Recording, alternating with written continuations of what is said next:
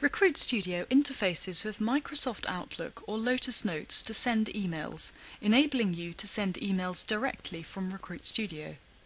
The benefit of this is that you can do the whole task from start to finish within the package, and it will keep a log of who, when and what you have emailed. There are many approaches to emailing in Recruit Studio, each one with its own appropriate situation. For instance, you could send a simple email to a person, be it a client or a candidate. Email a CV prospectively to a client. This method does not involve a vacancy. You could email a CV formally to a client. This takes place when you have put a candidate forward for a vacancy and it is a more formal approach. You could email a CV to multiple clients, send an email mail shot, for instance a marketing email. There is a video tutorial on each situation, and the purpose of this video is to get you familiar with the email form so you can use it and change the various options. For this tutorial we're going to send a simple email to one person. This is the most basic way of using the emailer and it is ideal for showing how it works. Firstly, open up a client record. You could choose to email a candidate if you prefer.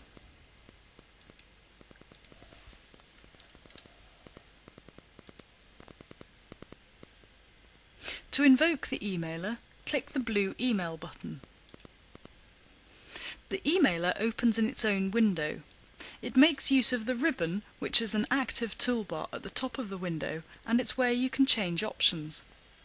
Beneath the ribbon are various panels showing you the recipients list, the subject and content of the email, and at the bottom any attachments.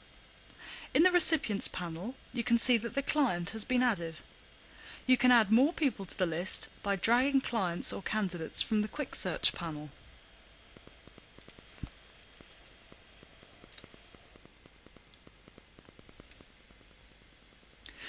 Taking a closer look at the recipients list, you can see that both clients are going to be sent the email because they have a tick under the email column.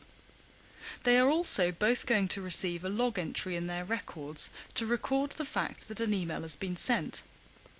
If you want to exclude one of the names from receiving the email, you can simply untick their name, and likewise the same with the log entry.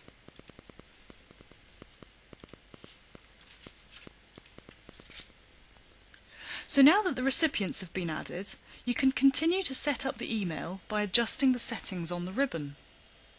If you are emailing more than one client, you might like to choose individual emails, so that each client will be sent a separate personalised email with identical contact. This is considered a more professional approach than using CC or BCC, but you can use these if you wish. Now move along the ribbon to the next option, Templates. If your business uses templates, you may be able to choose a template from the list which is specifically written for the email you are sending.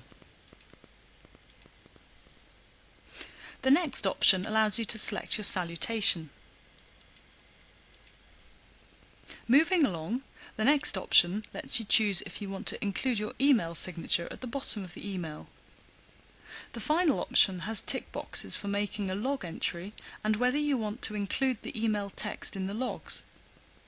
The last section lets you verify the client's email address. So now move on to create your email using the settings above. We've already selected the email and log recipients. Now create the email subject. You can choose an option from the pull-down list, or you can type something in.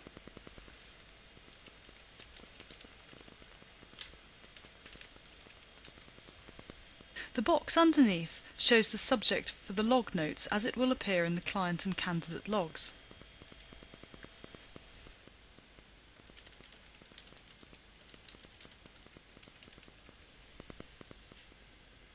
Now you can move down to the content.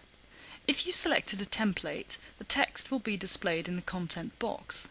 If there is nothing here, you can write your own text, or you can edit the template.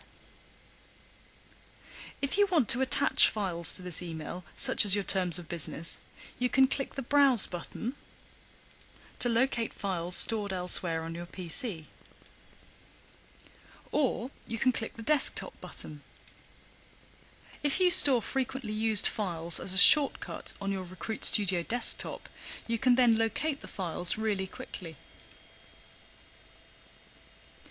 We've now moved all the way through the emailer, and when you're satisfied, you can click the Send button, which will then allow you to review the email in your email program and finally send the email. So now that you know how to use the emailer interface and are familiar with all the settings, you can go on to email clients and candidates in the various specific situations talked about at the start of this video.